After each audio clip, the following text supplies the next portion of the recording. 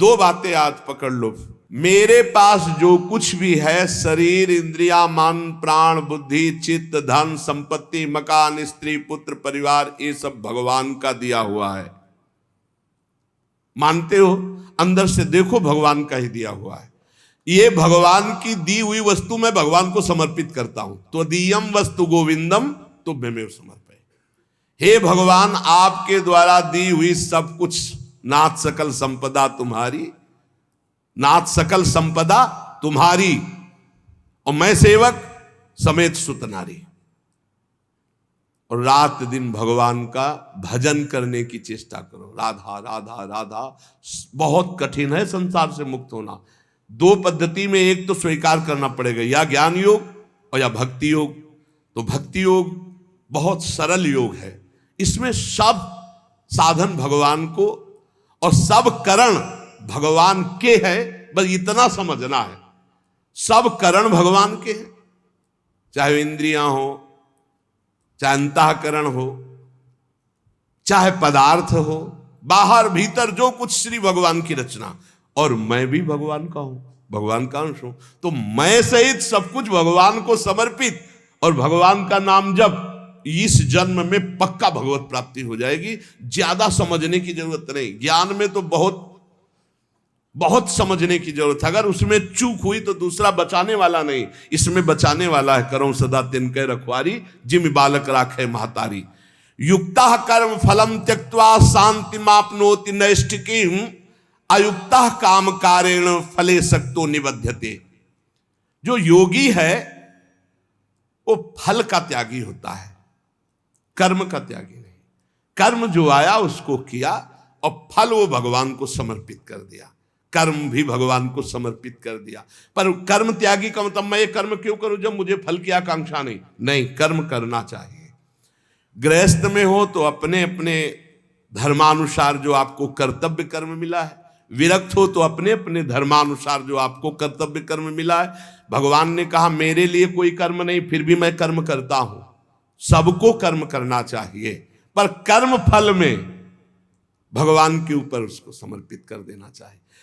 कर्म फल में समान भाव रखना ये योगी का लक्षण है, और कर्म फल में वो कर्म अभिमानी पुरुष का लक्षण कि ये फल मिला, नहीं मिला तो अश्रद्धा हो गई, अशांति हो गई। लेकिन जो योगी है वो सुख दुखे समय कृत्वा लाभा लाभो जया देव। चाहे हानि हो, चाहे लाभ हो, चाहे जय हो, चाहे पराजय हो, चाहे सुख हो, चाहे दुख हो, उसमें समान भाव रखता। क्यों? कर्म फल की आशा ही नहीं की, हमें तो केवल कर्म करने का आदेश था। उसको कर्म किया, शास्त्र सम्मत, फल तो भगवान को समर्पित है। कर्म करना और कर्म फल की त्याग वृत्ति रखना तो तत्काल शांति प्राप्त होना शुरू हो जाएगी। देखो कितना आनंद है। हम कर्म फल चाहते ही नहीं, हमें करना है, हमें भजन करना है, हमें साधन करना है, हमें अपने अपने जो कर्म है वो करने, वो फल की तरफ भगवान देखे। जोई जोई प्यारो करे सोई मोई भावे, अभी शांति। युक्ता कर्म फलम त्यक्त्वा शांति मापनोति नैष्ठिकीम। जितना जलन, जितनी अशांति फल को लेकर के है, कर्म को लेकर सावधानी नहीं है, फल को लेकर है। फल में बोले अब हमें भगवान से श्रद्धा हो गई तो तुम्हारा ही पतन होगा, भगवान का थोड़ी वहां कुछ होना, तुम्हारा ही पतन होना है। सकाम मनुष्य कामना के कारण फल में आसक्ति हो जाती है, इसलिए वो बंधता है, जलता है, दुर्गति को प्राप्त होता है। देखो, संचित कर्मों के अनुसार प्रारब्ध बनता है, और प्रारब्ध के अनुसार मनुष्य का जन्म होता है। और मनुष्य जन्म में जो नए कर्म होते हैं, नए कर्म संस्कार बनते हैं, वो तुरंत उठकर संचित में चले जाते हैं। भोगना तो प्रारब्ध ही पड़ता है, शुभ और अशुभ। कर्म फल की आसक्ति त्याग कर दो तो संचित भी भस्म हो जाएंगे, और नए कर्म संचित में जाके जमा नहीं होंगे, और प्रारब्ध भोगकर भगवत प्राप्ति हो जाएगी। प्रारब्ध भोगना पड़ेगा, ये कमर कस लो। ये जो तुम्हें कह रहे हैं कि हम नष्ट कर सकते हैं छूछा से, भगवान बोल रहे हैं, जगत गुरु बोल रहे हैं, हम नहीं बोल रहे। प्रारब्ध भोगना पड़ेगा, अवश्य में भोक्तव्यम कृतम कर्म शुभाशुभम। भूल भुलैया में मत फंसो, तुक्का जम जाता है कभी कभी। तुम्हारा प्रारब्ध अच्छा आ गया और तुम हमारे पास आए, तुम्हारा काम बन गया, बोले बाबा से काम बन गया। बाबा से काम नहीं बना, तुम्हारा प्रारब्ध काम बना दिया, तुम्हारा पुण्य काम कर गया। जो कर्म फल की आसक्ति का त्याग कर देता उसके कर्म भस्म हो जाते, भुने हुए चने के समान, फिर बीज नहीं देते, फिर वो बंधन कारक नहीं होते। जैसे भुना हुआ चना है, अब ना उसमें अंकुरण होगा, ना पेड़ होगा, ना उसमें बीज होगा, जड़ से खत्म हो गया, अब उसमें कोई सत्ता नहीं। तो जो कर्म फल की आशा ना रख करके केवल भगवत प्रीत्यर्थ किया जाता है, वो उसे बांध नहीं सकता, उसे जन्म मरण में नहीं पहुंचा सकता। नहीं तो चाहे शुभ कर्म हो, अच्छा कर्म हो या बुरा कर्म, उसे जन्म मरण में फंसा देगा। कर्म फल 4 प्रकार के होते हैं। एक होता दृष्ट कर्म फल, और एक होता अदृष्ट कर्म फल, और एक होता प्राप्त कर्म फल, और एक होता अप्राप्त कर्म फल। दृष्ट कर्म फल कहते हैं वर्तमान में किए जाने वाले नए कर्मों का फल जो तत्काल प्रत्यक्ष मिलता दिखाई देता है। जैसे कीर्तन किया आनंद मिल रहा है, सत्संग किया आनंद मिल रहा है, कोई भूखा है अपना भोजन पवा दिया तत्काल आनंद मिल रहा है, कोई अपने लिए पदार्थ लेने जा रहा, देखा बीमार है उसके पास दवाई की व्यवस्था नहीं, चलो आज हम भूखे रह जाएंगे, पैसा बीमारी में दे दिया, उसमें लगा, तो जो हृदय शीतल हुआ वो दृष्ट कर्म फल, इतना महान कर्म कि तत्काल आनंद प्रदान करता है। और अदृष्ट कर्म फल वर्तमान में किए जाने वाले नए कर्मों का फल जो अभी तो संचित रूप से संग्रहित होता है, आगे जन्म में मिलेगा जाकर के। जो तीर्थयाटन है, दान है, पुण्य है, बहुत प्रकार के ऐसे कर्म है जो अभी आपको नहीं अनुभव में आ गए, वो आगे आपको प्राप्त होंगे। और प्राप्त कर्म फल जो पूर्व के कर्म फलों का प्रारब्ध बन करके आ गया है, शरीर प्राप्त कर्म फल है, प्रारब्ध जैसा वैसा शरीर, वैसे ही कुल में जन, वैसे ही धनवान, संपत्तिवान, अनुकूलता प्रतिकूलता, ये प्राप्त कर्म फल है। पूर्व में जो कर्म किए उससे जो प्रारब्ध बना है वो पहले से निश्चित हो चुका है। अप्राप्त कर्म फल प्रारब्ध कर्म के फल रूप में अब जो आगे आने वाला है, ये भविष्य में मिलने वाले सुख दुख है, जो अप्राप्त कर्म फल है। प्राप्त कर्म फल हो चुका, शरीर ऐसे कुल में जन्मा, शरीर ऐसा है, ऐसा ऐसा धन संपत्तिवान माता पिता मिले या निर्धन मिले, या जैसे अनुकूल प्रतिकूल परिस्थिति जो वर्तमान में मुझे मिली, ये प्राप्त कर्म फल। और जो अब आगे आने वाली है अप्राप्त कर्म फल, ये प्रारब्ध बड़ा भयानक है जो आगे आने वाला है। इसे भयानक को बड़ा मृदुल किया जा सकता है भजन के प्रभाव से, नष्ट तो किया जा सकता है पर भगवत प्राप्ति नहीं होगी। फिर पूरा झोंकना पड़ेगा इसी प्रारब्ध मिटाने में भजन को। प्रारब्ध भी हम भोग ले और भगवत भी प्राप्ति हो जाए, तो भजन से प्रारब्ध जो 100% आपको दुख देने वाला है वो 10% आके भुगता के 90% नष्ट हो जाएगा, 10% भोगना पड़ेगा और चला जाए। भजन का बड़ा प्रभाव होता है। 12 वर्ष का गलित कुष्ठ 24 घंटे में भुगता के चला गया। 12 वर्ष कहां और कहां 24 घंटे। भजन से अप्राप्त कर्म फल को, जो आने वाला प्रारब्ध है, उसे रोका जा सकता है, उसे कम किया जा सकता है, उसे मिटाया भी जा सकता है। पर जो भगवत प्राप्ति करना चाहते हो मिटाने में नहीं फंसते, वो उसे भोग लेते हैं और भगवान की प्राप्ति करते हैं। ये 4 प्रकार के कर्म फलों में दृष्ट और अदृष्ट ये क्रियमाण है, और जो प्राप्त और अप्राप्त कर्म फल हैं प्रारब्ध के अधीन है। दृष्ट कर्म फल आग्रह नहीं रखना, मिलने पर प्रसन्न या प्रसन्न ना होना। अदृष्ट कर्म फल आशा रखना, प्राप्त कर्म फल में ममता न करना, मिलने पर सुखी दुखी ना होना। अप्राप्त कर्म फल मिट जाए ऐसी आशा न रखना, ये भक्त के हृदय में होता है। चारों प्रकार के कर्म फल भक्त के हृदय में कोई प्रभाव नहीं डाल सकते। जब उपासक ये देख लेता है कि मैं करता नहीं है, वो मुक्त होने लगता है। इतने जादू का तमाशा है, समझ लो। गांठ लगी ही नहीं, गोस्वामी जी कह रहे जड़ चेतन ही ग्रंथि पड़ गई, यद्यपि मृषा छूटत कठिनाई। है ही नहीं बंधन, पर छूटना बड़ा कठिन है। बस इतना समझ लो कि बंधन ही नहीं है, पर छूटना बड़ा कठिन है। कर्तापन तुमने स्वीकार किया तो तुम्हारी दुर्गति पक्की है। चाहे शुभ कर्म करो चाहे अशुभ कर्म। शुभ से स्वर्ग आदि लोक, अशुभ से नरक आदि, और दोनों से मृत्यु लोक, ये आवागमन बंद नहीं होने वाला। क्या करें, तो बड़े कठिन समस्या है। यही कठिन समस्या है। ज्ञानेन्द्रीय, कर्मेंद्रीय, अंतःकरण, प्राण, उपप्राण, ये सब प्रकृति के हैं ढांचा सहित। शब्द, स्पर्श, रूप, रस, गंध, ये प्रकृति के हैं। वो 5 ज्ञानेन्द्रियां उनको प्रकृति में भोग रही। इंद्रियां इंद्रियों में, विषयों में बरत रही हैं। आप इनको देख रहे हैं, दृष्टा हैं, पर आप तन्मयता कर लेते, मैंने देखा, तो फिर उसका दंड भी तो भोग मिलेगा। क्या देखा और कैसे देखा? हमारे द्वारा जो भी क्रियाएं हो रही हैं, हम उनके 2 विभाग देखते हैं, एक अच्छी क्रियाएं और एक बुरी क्रियाएं। बिल्कुल सरल भाषा में आपको बता रहे हैं। जो अच्छी क्रियाएं हैं वो शास्त्र सम्मत है, जो बुरी क्रियाएं हैं वो शास्त्र विरुद्ध है। बुरी क्रियाओं को अशुभ कर्म कहते हैं, अच्छी क्रियाओं को शुभ कर्म कहते हैं। शुभ और अशुभ कर्म ये गुणों से प्रेरित होते हैं। सतोगुण तो शास्त्र सम्मत, रजो और तम मिश्रित या तमोगुण या घोर रजोगुण, ये शास्त्र विरुद्ध आचरण कराएंगे। अब अपने को भगवान की शरण में हो जाना, गुणों की शरण में नहीं। भक्ति का मार्ग, पूरा शरीर, इंद्री, प्राण, उपप्राण सब, हे नाथ मैं आपकी शरण में। ये तो समझ में आ रहा है ना? ज्ञान वाला समझ में ना आ रहा हो तो ये तो समझ में आ रहा है कि पूरा ढांचे सहित, जो इसमें स्थूल हो, सूक्ष्म हो, कारण हो, प्राण हो, उपप्राण हो, इंद्रियां हो, कर्म, जो भी महाराज, पूरा सिस्टम आपकी शरण में। समझ में आ गया? ठीक। अब हमको देखना है कि हमारे द्वारा जो अच्छा काम हो रहा है वो भगवान की प्रेरणा से हो रहा है। जीवन मुक्त होना है तो बात इस बिल्कुल सरलता से समझा रहे हैं। और जो बुरा काम हो रहा है वो हमारी वासना से हो रहा है, उसका हम प्रायश्चित करेंगे, भगवान से क्षमा मांगेंगे। बुरा काम हो रहा है तो हमारी वासना से हो रहा है।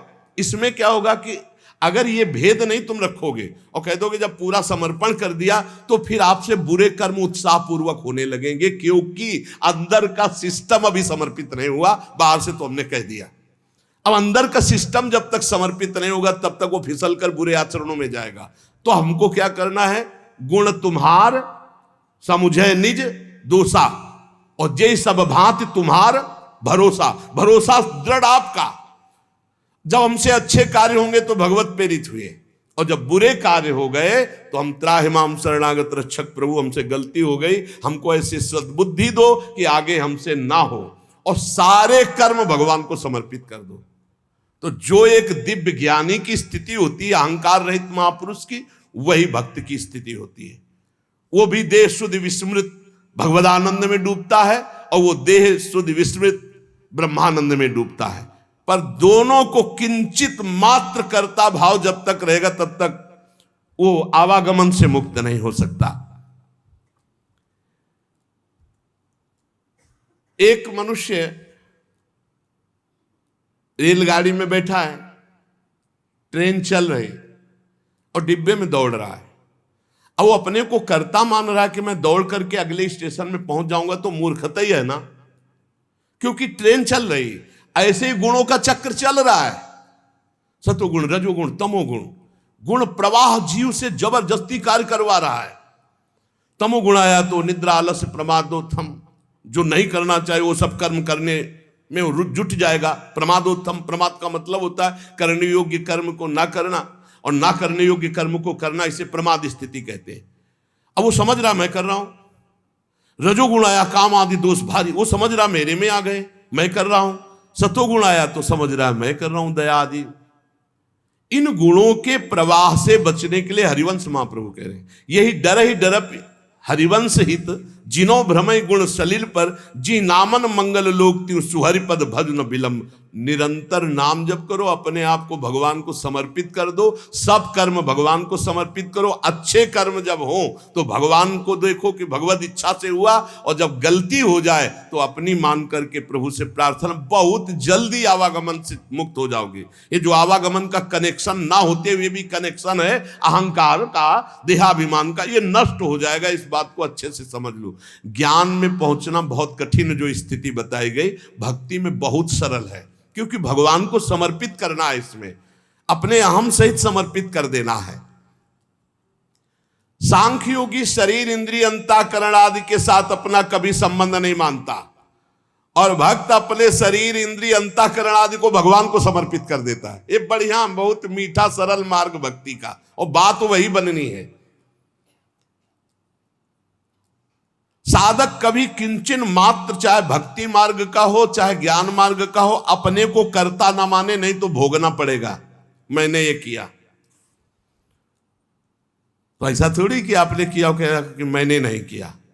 अंदर से सिस्टम, चित्रगुप्त जी क्या देख रहे, अंदर जहां तुम्हारी सोच है, ये भोगा जाए तो बहुत आनंद मिलेगा, तो लिख गया कर्ता ने भोगने की इच्छा की, और ये अब क्रिया बाद में होगी, पहले वो लिख गया, पूरा चित्रण हो गया, क्रिया तो बाद में होगी, पहले अंदर सोच होती है, उसी सोच को लिखते हैं चित्रगुप्त जी।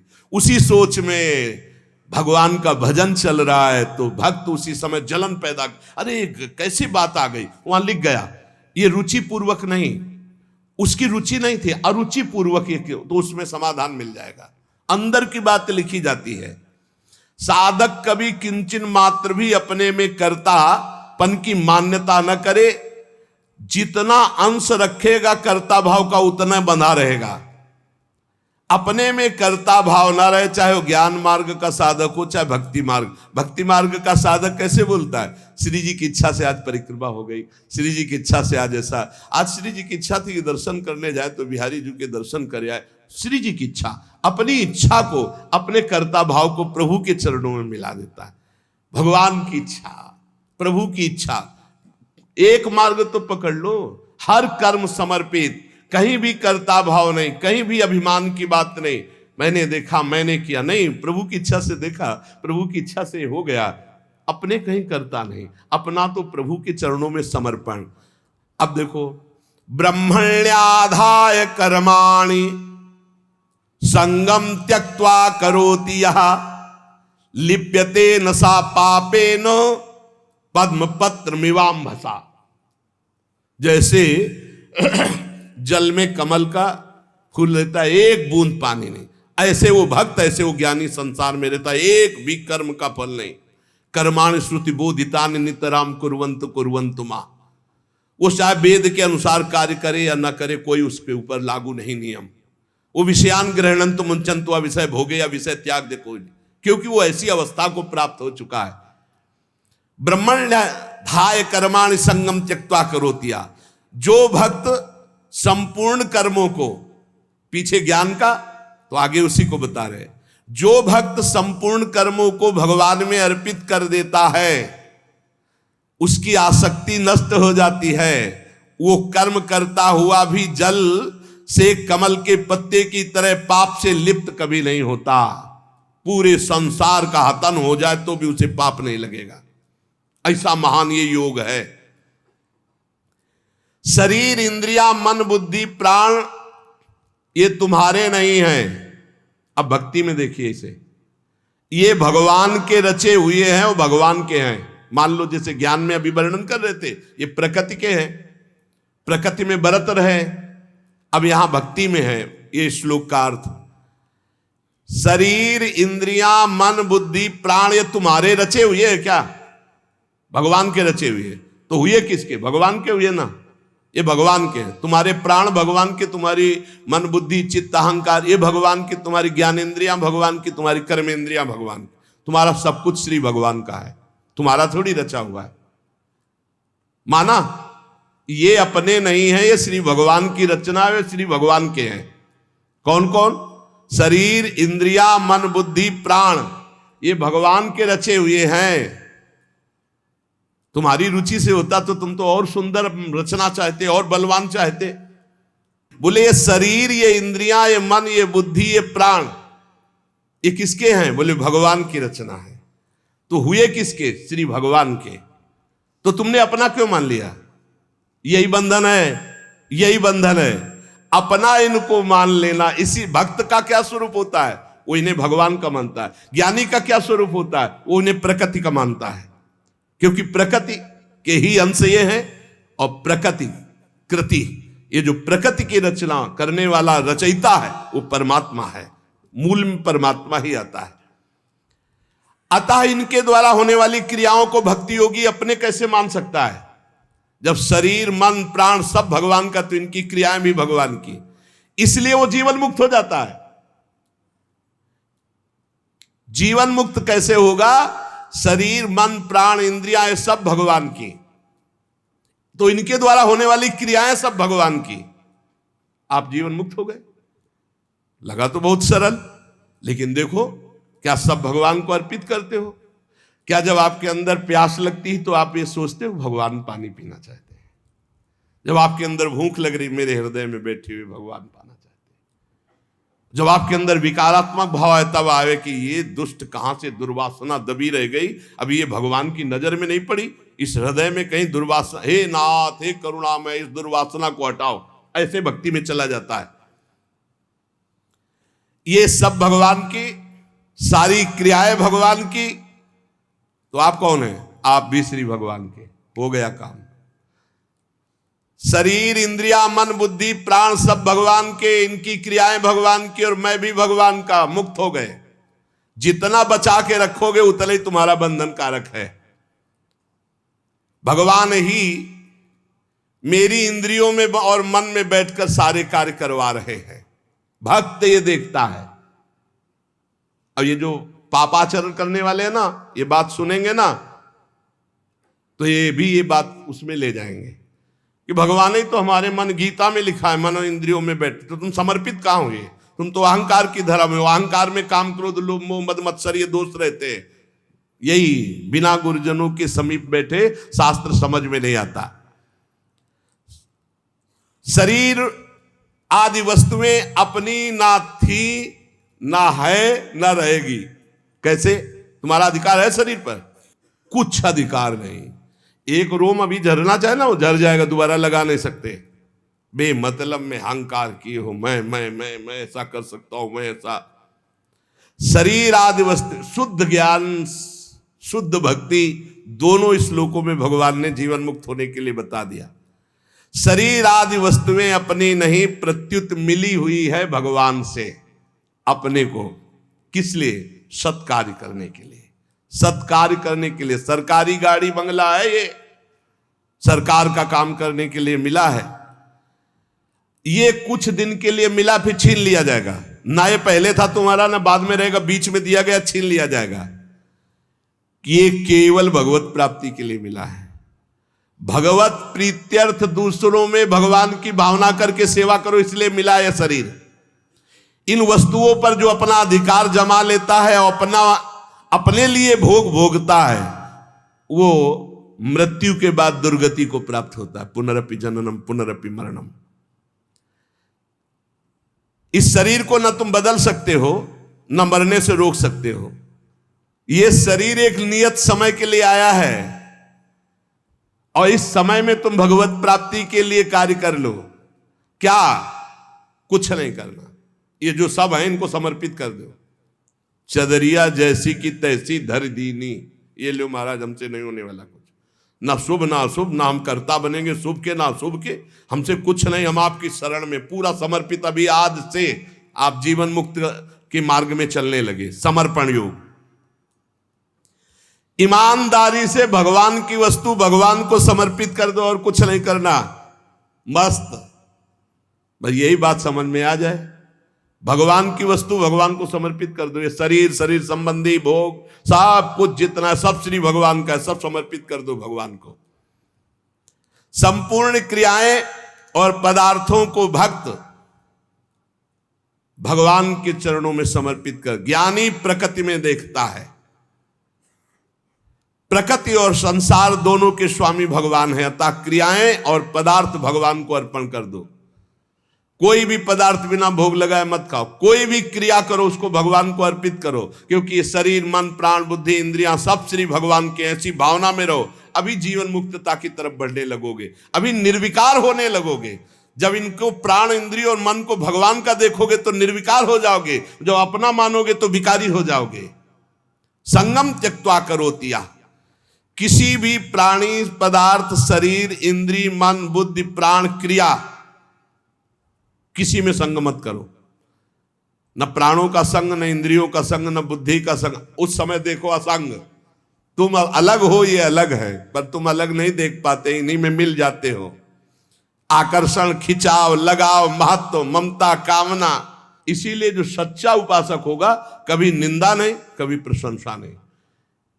एक बार परमहंस श्री ओंकारानंद सरस्वती जी भिक्षा के लिए आए और नमक डालना, तो और पदार्थ जब परोसने तो मना कर दे, तो वही सब्जी ये वाली बहुत बढ़िया।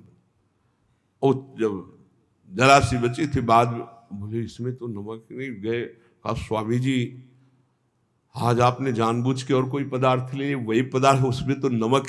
तो क्या फर्क पड़ा बच्चा, क्या फर्क पड़ा? पेट प्राणों का पोषण करना था, डालना। ना निंदा ना स्तुति, चाहे जितना अच्छा पदार्थ होगा। आज तो उसके भोक्ता बने तो फिर फंसोगे। किसी भी कर्म में, किसी भी करण में अपने को कर्ता नहीं बनना, अपने को अहंकार नहीं करना। ये सब श्री भगवान के हैं। ना लगाव, ना आकर्षण, ना महत्व, ना ममता, ना कामना। ये बिल्कुल नहीं होगा यदि नहीं भगवान के मानोगे। ये लगाव, ये कामना, ये ममता, ये आसक्ति तभी होती जब अपना मानते हो।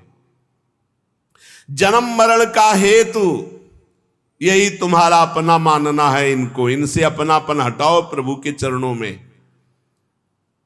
कायेन मनसा बुद्ध्या केवलैरिंद्रियैरपि योगिनः कर्म कुर्वन्ति संगम त्यक्त्वा आत्मशुद्धये।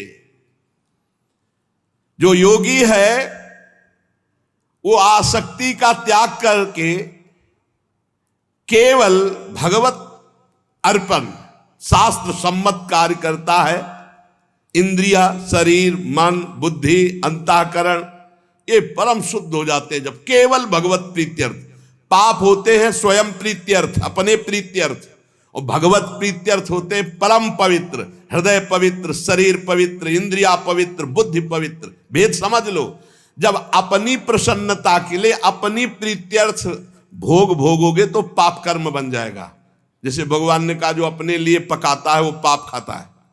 अपने लिए जो करोगे, अपने लिए सुख लेने की भावना करोगे, उससे निश्चित पाप बन जाएगा।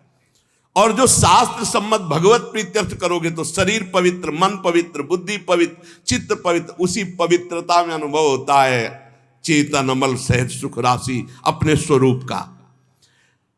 आसक्ति का त्याग करके केवल ममता रहित, इंद्रियों सहित शरीर, मन, बुद्धि, अंतःकरण ये भगवत प्रीत्यर्थ कार्य करे तो तत्काल इनकी शुद्धि होती है। और वो शुद्ध हो महापुरुष विविध प्रकार के कर्म करता हुआ भी अगला जन्म उसका नहीं होता, सब कर्म भस्म हो जाते हैं। जिनको साधारण मनुष्य कहते हैं वो शरीर, इंद्रिय, मन, बुद्धि से कोई भी कार्य करने के पहले एक संकल्प बनाते हैं, ध्यान रखना, और उसमें कर्ता बनते, मैं करूंगा। और जब कोई भक्त करता है तो भगवान की प्रेरणा देखता शास्त्र सम्मत है कि नहीं। भगवत प्रेरणा से ये कर्म हो रहा है, इस कर्म में शास्त्र आज्ञा है कि नहीं, हाँ है। तो इंद्रियां, मन जो उसमें बर्ताव कर रहे हैं वो सब भगवान के है, प्रेरणा भगवान की, और कार्य का फल भी भगवान को समर्पित। वो जीवन मुक्त हो गया। आसक्ति का त्याग करना बड़ा कठिन है। शरीर आसक्ति, इंद्रियों में आसक्ति, मन में आसक्ति, बुद्धि में आसक्ति, चित्त में आसक्ति। इस आसक्ति का ही त्याग होता है सत्संग से। संगम त्यक्त्वा, ये जो संग त्याग, आसक्ति त्याग है, ये सत्संग से होता है। रोज धैर्य पूर्वक जैसे सत्संग सुन रहे हो तो इतना तो दिमाग में आ ही रहा है अब कि मैं शरीर नहीं हूं, मेरी इंद्रियां, बुद्धि, मन, प्राण सब भगवान की रचना है। और भगवान की रचना से जो भी हो रहा है वो भगवान की रचना प्रकृति में हो रहा है। मैं व्यर्थ में फंस रहा हूं अहंकार करके, भोक्ता भाव करके। नहीं अनुभव में आ रहा पर सुनने में तो आ गया। पहली बार ही सुना हो तो ये शास्त्रीय शब्द अंदर जाएंगे, व्यर्थ नहीं रहेंगे। इसलिए उपासक को चाहिए कि भगवान की प्रसन्नता के लिए शास्त्र सम्मत कर्म करे, कर्म फल भगवान को समर्पित कर दे, निरंतर नाम जप करे तो इस कर्म की झंझटों से बचकर भगवत प्राप्ति हो जाएगी। नाम जप और भगवत समर्पण ये दो शास्त्रों में बहुत जोर की बात है। जो कुछ मेरे पास है मैं सहित भगवान को समर्पित, नाम जप, सब ठीक हो जाएगा। बुद्धि ठीक हो जाएगी, मन ठीक हो जाएगा, कर्म संस्कार मिट जाएंगे, भगवत प्राप्ति हो जाएगी। नाम संकीर्तनम यस्य सर्व पाप प्रणाशनम। खूब नाम जप करो और अपने आप को भगवान को समर्पित कर दो। शेष भगवान देख लेंगे, संभाल लेंगे।